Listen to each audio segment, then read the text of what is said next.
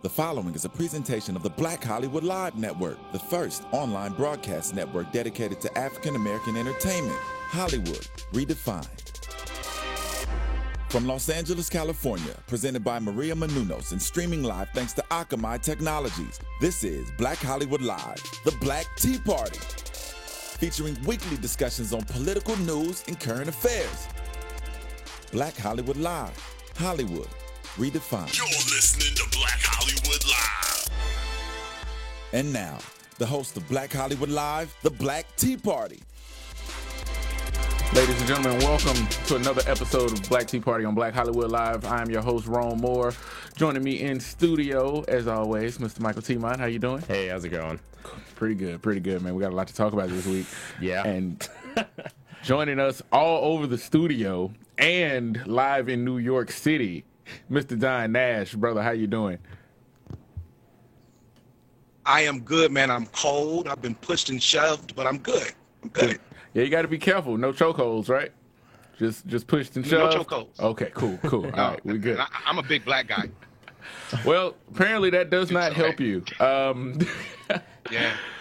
There's so much to talk about, and some of this I'm going to wait and reserve for next week because we will actually have a LAPD officer in studio with us next week as a guest. Oh, that'll be fun. That's going to be a lot of fun. But right now, between Mike Brown and Ferguson, Eric Gardner and Staten Island, Tamir Rice in Cleveland, and Aiyana Stanley Jones sleeping in her bed in Detroit.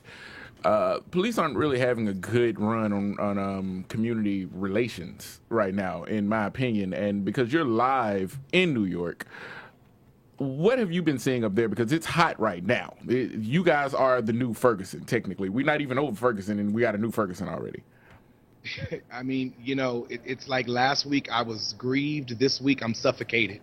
No pun intended. But, I mean, this move here in New York from my POV is the way it probably should have been done. I mean, I know we've had like over 200 people arrested here in New York during the protest, but the protest is very organized. And I gotta say, the one silver lining through it all is that it's not just black people. It is people from every nation that are protesting, and they have shut down the Brooklyn Bridge. They have shut down the West Side Highway. They have marched through the city for miles, and they are doing it every day nonstop. And these people are turning out in droves. The thing that I gotta commend New York on is these protests don't seem like the protests we had in Ferguson.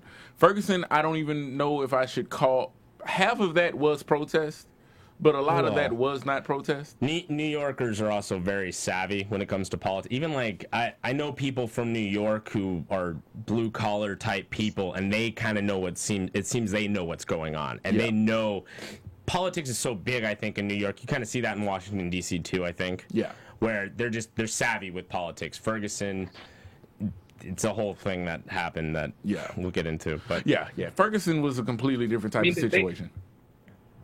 Go ahead. Yeah, I mean, there's a lot of foolish.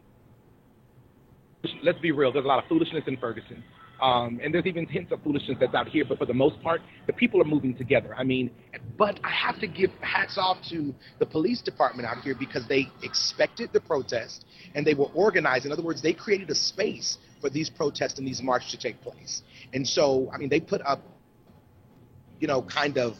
Almost like when it's set up for like a rose parade or something, and they just have all the barricades that are set up. It's not so much to keep the people away or push them back, but to keep them confined so that they can peacefully protest. I think the most difficult thing is when they did, stop traffic off the bridge and the West Side Highway again. I mean, I've been excited to take part in this movement because this movement is making a statement.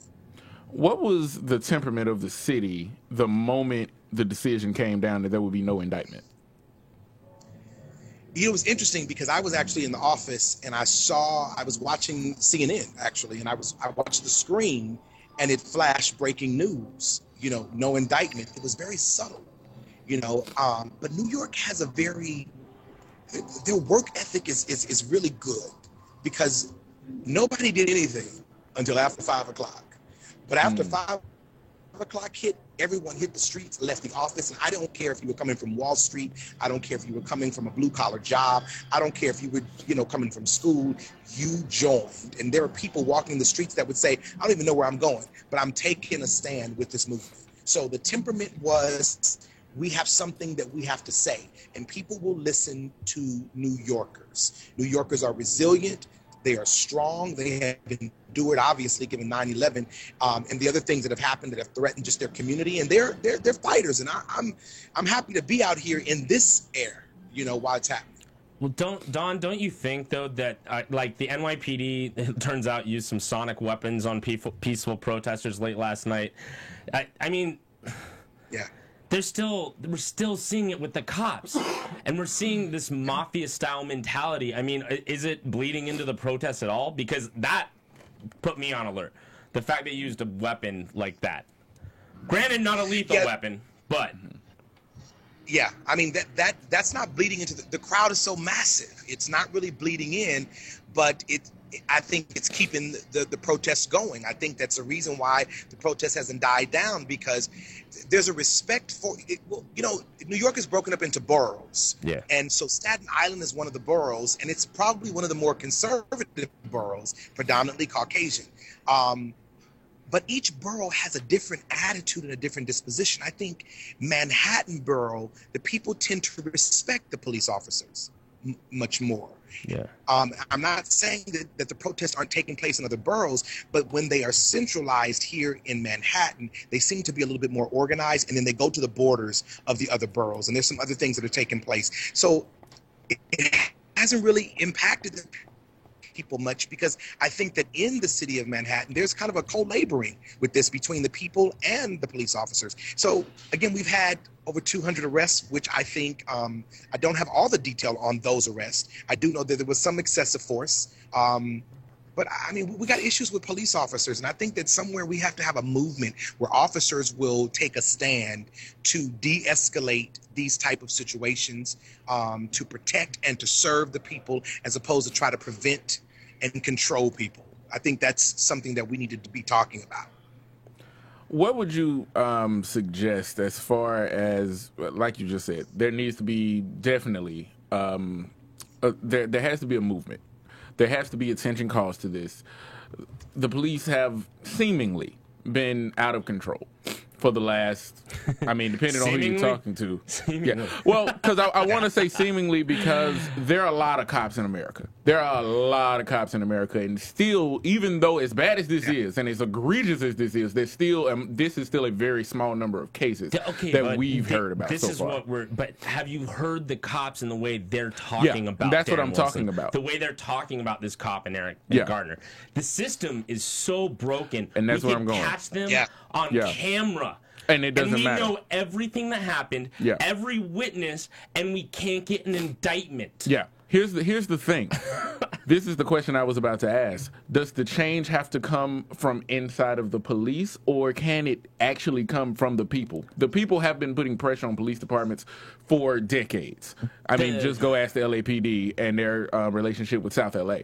But where did the change come from? Well, we need to break up part of the legal system in which first of all, the problem with these prosecutors are very similar, both in Ferguson and in Staten Island. Got that damn right. And here's the thing.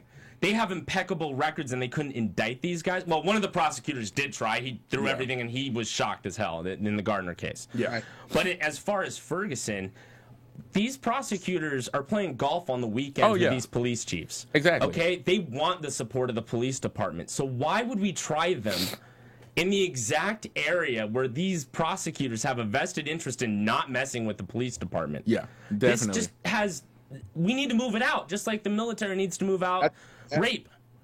Go ahead, Don. We're waiting on you. Yeah. Go ahead, Don. No, I think Mike is absolutely right with that point. I think that the system is broken. Okay, can you all hear me? Yeah, we got you. Now we got you. Can you hear me? Yeah. Can you hear us? We got you. Is this a Verizon commercial? Well, you got me now. Okay. I think that Mike is. I think Mike is right. I hear you clearly. I don't know if you can hear me. Yeah, we got you. We got you, man. I think Mike is right. I think that the system is broken, and I think that we have to create Are you losing me? No, No. you're I good. can't see if you can. I can't tell if you can hear me or not. Just keep going. So I think that we have to create some type of forum where the people as well as the officers are having an open dialogue about the way we actually see one another and the way we interact with one another. I think that we also need to be a little bit more diligent, as Mike just said. That why do we have a DA, handling these high-profile cases in the areas that they serve in, where they have friendships and relationships with the police officers? I have no confidence in that part of the system. I don't think that district attorneys are presenting these cases before the grand jury in a way that would solicit an indictment. I think that's why we have two cases that should have been heard before a court, before a jury of peers. And I think they would have been fairly decided. Well, I hope they would have been fairly decided, but not with these grand jury cases in Ferguson nor in Staten Island. Yeah, the piggybacking off what both you guys said, the entire grand jury process, the indictment process has been hijacked by the government. It was hijacked a long time ago by the government. Yeah, and especially in the wording. Because now, here's the trick that the cops have been using for about the last 10, 12 years. Mm-hmm. They've changed almost all the laws in almost all 50 states to reasonable. Was it reasonable? Yeah. Reasonable is a word that doesn't mean anything except to lawyers. Yeah, exactly. So it's who can out-lawyer the other person, and all they have to do is give them a conceivable, come on, even with all this, see, these guys were lying. Can't all of them be lying? Yeah. That's all they have to do, and now we have no indictment. Yeah, at all. And then the evidence just... it's just it drives you crazy. The fact that the entire process isn't transparent is what gets me. When you have a trial, obviously, when you bring charges and there's a formal charge against a police officer or anybody else, you, me, Don, whoever, we have the option for a trial. Depending on how we plead, we have the option for a trial to be in front of our peers and to let a transparent, at least seemingly transparent, case trial happen. With the grand jury, you do not get that. Yeah. Go ahead, Don. I agree. I think there's something interesting. Rome, a couple of months ago on one of the shows, you asked the question, what is it about a black man that threatens him? That is threatening to white America, And I think this whole idea of reasonable, because now we're talking about reasonable fear, I think that we found a loophole. I think there's a whole system that has found a loophole around being able to declare fear of a black man, take him down, and then not be held accountable for it. And I think the grand jury process has been so compromised that it's actually enabled this whole thing to take shape. Totally agree.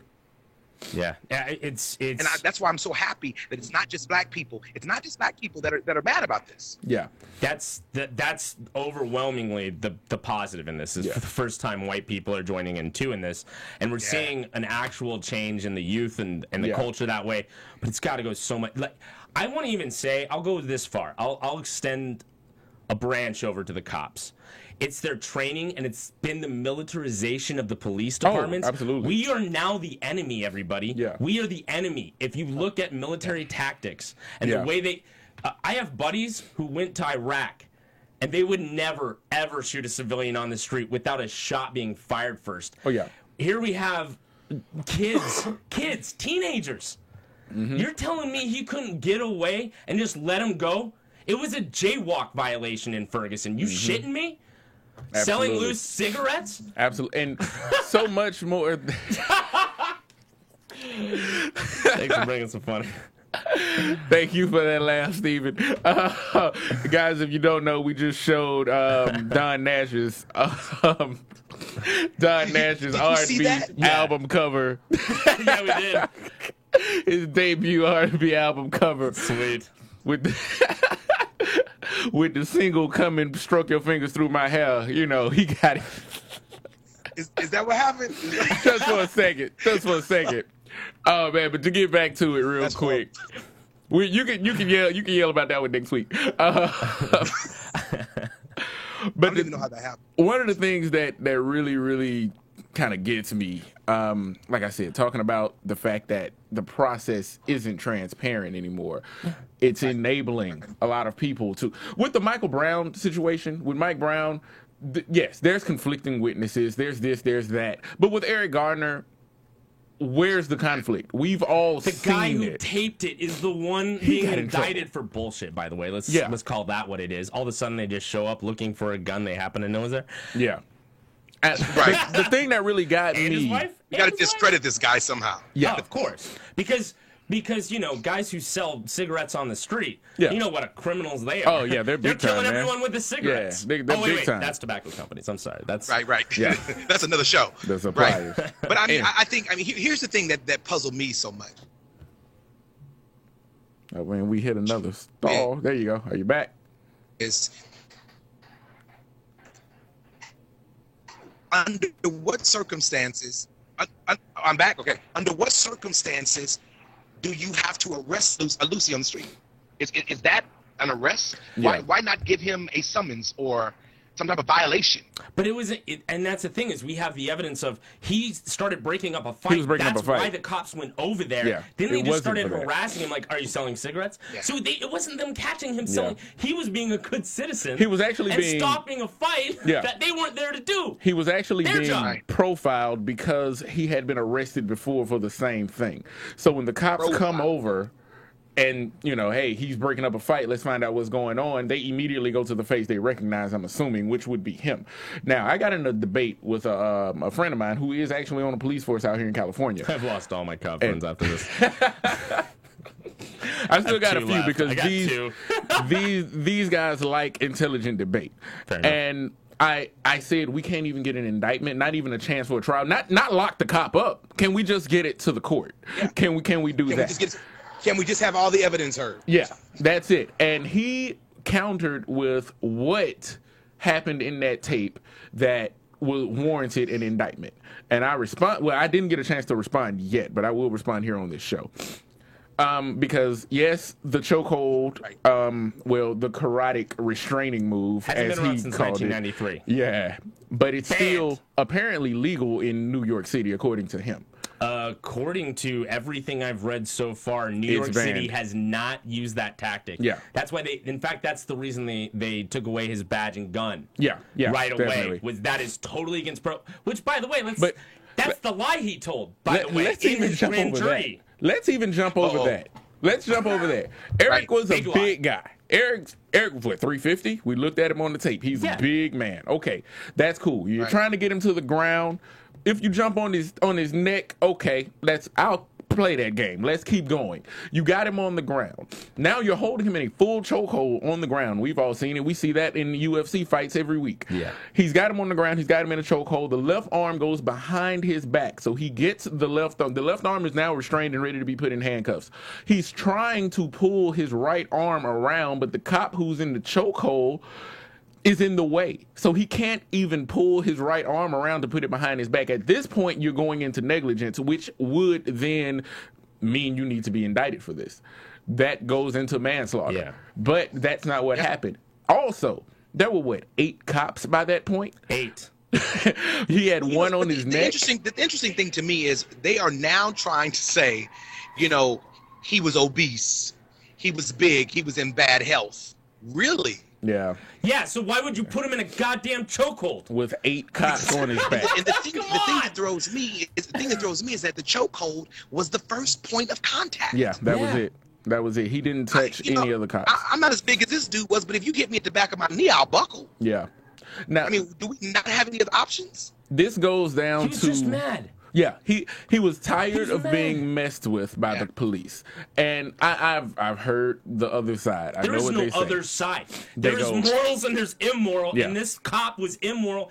There's thugs in the police. Maybe because we have low standards for some of our cops. Oh, yeah. You Yeah, don't need a definitely. college degree. So who are we getting? I've heard the other I know side some says good this. cops, by the way. I know some good Yeah. cops. There's also a bunch of shitty ones I've Oh met. yeah. No, what is it? All cops aren't. All white people aren't racist. All black people are criminals, and all cops aren't bad. Just because We you put know on a that, uniform but does not make you a hero. What you Yeah. do in your everyday life makes you a hero. There you go.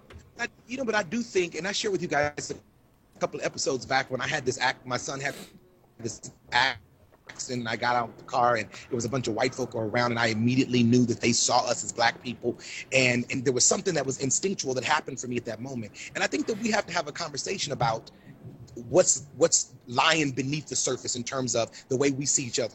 I think the cop probably saw him in a certain way, and I think that he saw the cop a certain way. Yeah. Because of his previous experience with the cop. So we've got to have a conversation around that and how that plays into situations like this. Okay, but then we're getting down to victim charge. Like, I mean, people need to be held accountable. Why aren't we holding cops to a higher standard? We need I think that we should hold cops to a higher standard. Exactly. We should. Yeah. You're absolutely right. But we also, there is a valid conversation, Mike, about not resisting arrest. Yeah. I mean, I'm going to tell you, I'm the kind of guy where if they pull me over, I got my hand on 10 and 2 if I don't hold them out the window, because I think there is a protocol that that the civilian must adhere to when stopped by a cop. And that is a very valid conversation. The hard thing for most people that I've noticed, doesn't matter your race. If you've been harassed by the cops enough, right, you have a hard time complying immediately. And that's the other side of the argument. That's what other people have said. Well, why did he resist? Why didn't he just listen to the officer and do what he had to do? And now you're getting into such a huge issue because we know he was tired of being harassed. You can look at it and you feel it. Are we going to let teachers hit kids or do corporal punishment because they have to deal? Guess what? That's your job. Yeah, that's part of his job. Sorry, cops. That's why we pay you a good salary. We pay our cops pretty well, way better than teachers. Oh yeah. And if a teacher laid a hand on a kid, they'd be fired the next day. Yeah. Fired the next day, probably taken to court. That was actually another story that came out on Yahoo earlier today about a cop who actually did get fired immediately for putting a chokehold on a kid in a high school for doing that. It was the exact same chokehold. They had pictures of both of them next to each other, ironically. Yeah. But Don, to your point, yes, that is another conversation that needs to happen because the other side of the debate has been personal responsibility. And a lot of people, there have been so many debates on my Facebook page about this, so many debates on my Twitter about this. Okay, that's true. Yeah. Like, personal responsibility always but how come, this is where I can't help but see the racism. Everybody's been doing hashtag criming while white. Oh, yeah. And I have dumb stories. I should have had 2 DUIs, never got them. Was let off the hook because I was right down the block. They're like, we better never catch you again. I mean, those are my stories. It gets worse because when you think of who's been let off the hook and let alive, John Holmes shot up a theater with 70 people, killing 12. And he's still alive. And he's still not only alive, they didn't shoot at him, and he had a weapon on him. Yep.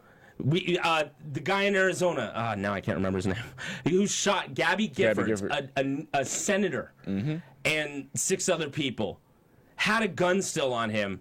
Somehow they didn't worry about him and the gun, and they gave him the benefit of the doubt. He's still alive in jail awaiting trial. So how come when white people do that, it's okay, and they're gonna? Only one of the brothers was killed from the Boston bombing, and they were hell's bells with that shit. Yeah, they had a full Western shootout in the streets, and still one of them lived. Go ahead, Don. Yes, I think it has everything to do with the way we see each other. I think that I think it has everything to do with the way we see each other, and I think that we treat people the way we see them. Michael, if I stand up in front of a room and if I over emote, I become an angry black man. But if I get a politician to stand in front of the Congress and explode, he's a little hot-headed. So we just have a different way of looking at black men versus the way we look at white men. I think there's a little bit more rope. Obviously, that rope yields to life or death. And I think we have to deal with the way we see one another. And I even, I've been doing some personal reflection as to the way I see white people, and I don't see white people negatively, but I do have a running conversation about the way white people might see me sometimes. Here's my last question. I think that's an issue. I'm going to pose this to both you guys real quick. Is it a mistake in America to be a black man and to forget that you're viewed as a black man? Is it a mistake? Because we saw what happened to that brother in North Carolina at the gas station who forgot for a second that he was a black man, turning his back on the cop abruptly. Doing what the cop asked him to. Yeah. That's my point. Doing what the cop asked him to do. So even when you... Okay. Yeah, but he forgot.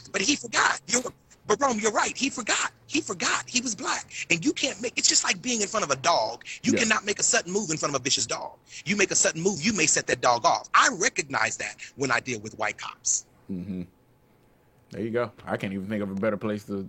No. You have any thoughts on that? It's just... I'm Michael, I don't mean to equate white men to vicious dogs, but you get my point. It's just the analogy. Totally get it. White people are bad. All right, Malcolm X. No, but that's the thing is, I don't...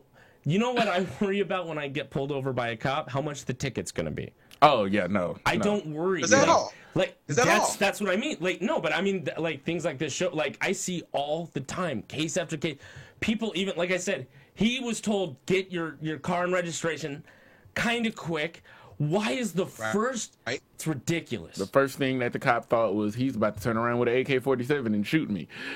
I got pulled over with a black friend, and that was the first thing he did was hands on the steering wheel, clenching. Because there's a I different was set like, of "What are you rules. doing?" And he's like, "Just playing it safe." There's that a was different- confusing as a college student. There's a I was different 18. set of rules when you're an African American in America dealing with the cops. It's an unfortunate situation. It is. No, it's an unfortunate society, actually, that we live in. But these When are the questions that got to be going asked. to recognize it though? Well, Like even after all this, Yeah. like people refuse. I don't know. I can't deny that anymore at Yeah. all. Whatsoever. There's no. I would be lying to myself if I didn't. And yet I hear white people all the time. People bringing up that yeah. kid in Utah. Yeah, that's a sad case. yeah, Guess what? That one's getting indicted. It looks like. yeah. Yeah. We'll talk about white privilege on a future show. Sure. But let's go ahead and wrap this one up. This quick discussion on Eric Garner and Mike Brown slightly and the police. Because with Eric Garner, I don't really think there's not much wiggle room on that one. There's not really many other places to be like there was on Mike Brown. So If you guys are anyway. watching this on YouTube, I'm going to put about 20 links underneath of all the stuff I've been reading. And Mike, where can the people, where can they reach out and yell at you at? At Michael Tiemont, MIHKELTEEMANT. Have some shows. Go to michaeltiemont.com for those. Oh, you got a website now. Look at him. Moving up.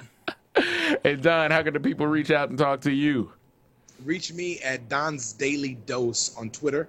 Also at Mr. Don Nash on Instagram. And I got a blog that's coming up because this thing right here has kind of got me a little verbose, to say the least. I have a few things I'm writing and working on because of this as well.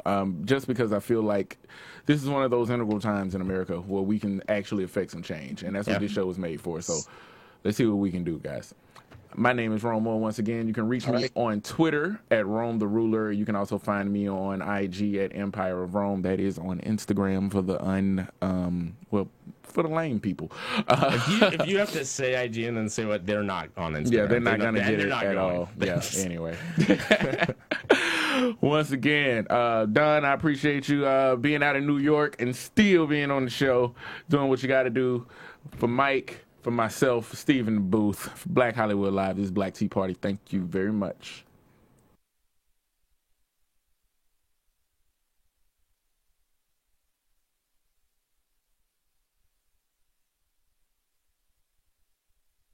From producers Maria Menounos, Dario Kristen, Tiana Hobson, Kevin Undergaro, and the entire BHL crew, we would like to thank you for supporting Black Hollywood Live, the first online broadcast network dedicated to African American entertainment. For questions and comments, contact us at info@blackhollywoodlive.com. Like us on Facebook, tweet us, or Instagram us at BHL Online. And I'm your BHL announcer, Scipio. Instagram me at Planet Scipio. Thank you for tuning in. The views expressed here are those of the host only and do not necessarily reflect the views of BHL or its owners or principals.